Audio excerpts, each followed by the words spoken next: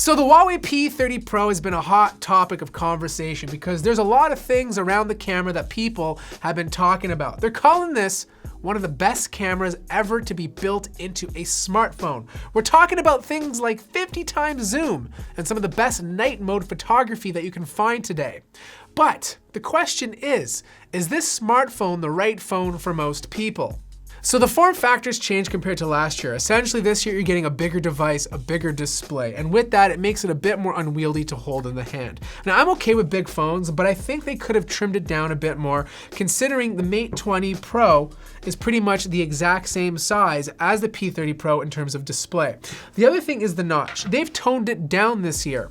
It's a smaller dewdrop notch, and from a visual standpoint it obviously looks a lot better. But the problem is you're taking sensors away, and I don't know how you guys feel about that, which means you don't get more secure features like facial recognition. Now, in all honesty, some may argue that it's not a big deal because Face ID on Android devices are not nearly as secure as Face ID on the iPhone, but others might feel a little bit ripped off that they don't have those other sensors packed into their devices.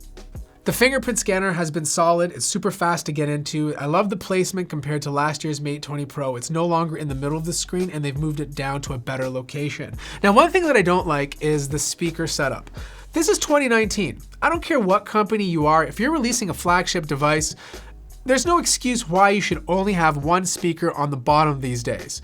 Yes, technically there's another speaker in the display, but that only works for phone calls. If I have this big, beautiful screen staring at me, I don't want to have to use my palms to bounce sound off of one speaker. I want two speakers hitting me directly in the face, just like the Mate 20 Pro. Now, since we're talking about entertainment, the display is beautiful in terms of color accuracy, but it's not the most pixel dense display. Like if you stare close enough, you can see the pixelation in the text due to its screen size. Now, if you put the Galaxy S10 Plus right beside it, you can see where Samsung really shines. This display right here just completely dominates the display on the P30 Pro. Now, this is me. I'm a nitpicker. I love great displays, but for most people picking up this device, they're gonna love this display. Just don't put it beside a Galaxy S10. But the P30 Pro has never been about having the best display or even the best specs. That always goes out to the Mate 20 Pro because it's usually first to hit the market. But the one area which it really excels in, and that's photography. In fact, that's exactly what the P stands for. Now, this device has been getting a lot of hype, and I've been using it. I used it in Paris when the phone was launched. And don't get me wrong, this camera is amazing.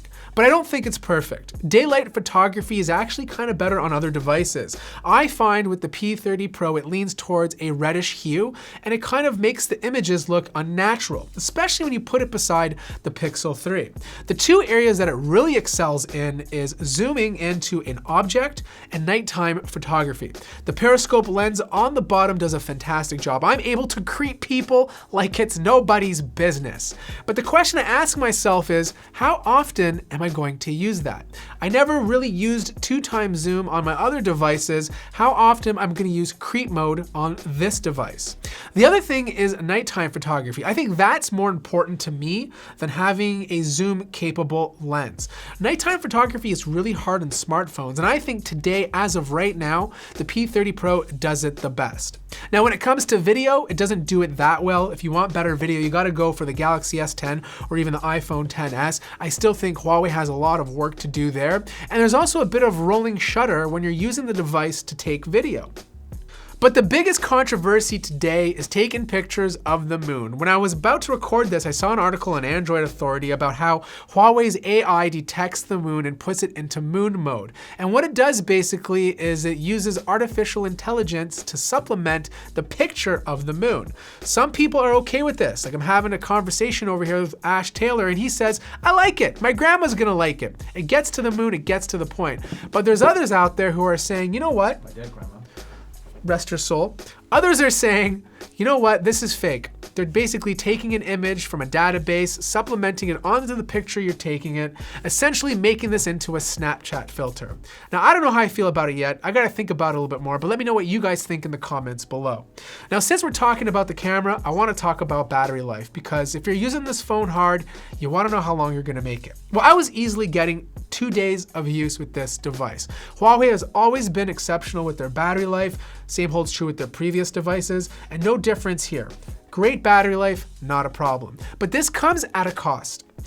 The software is so aggressive in terms of the permissions and the way it uses background tasks that it makes it hard to get all of your notifications when you want it. To this day, every single Huawei device that I've used, my Ring doorbell notifications have a tough time coming in. If I have the app open and it's just recently, I'll get my Ring notifications, but if the phone goes into a sleep for an hour or two, I won't see them at all unless I open up the app again.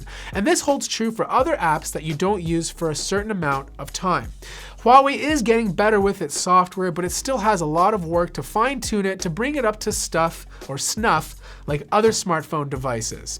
And this brings me to the bottom line. The Huawei P30 Pro is a solid device. There's some great technical advancements when it comes to the camera, but I still don't think it offers the complete package. In some ways, the Galaxy S10 is a much better device, but if your priority first is the camera, this is probably still the phone you should be looking at.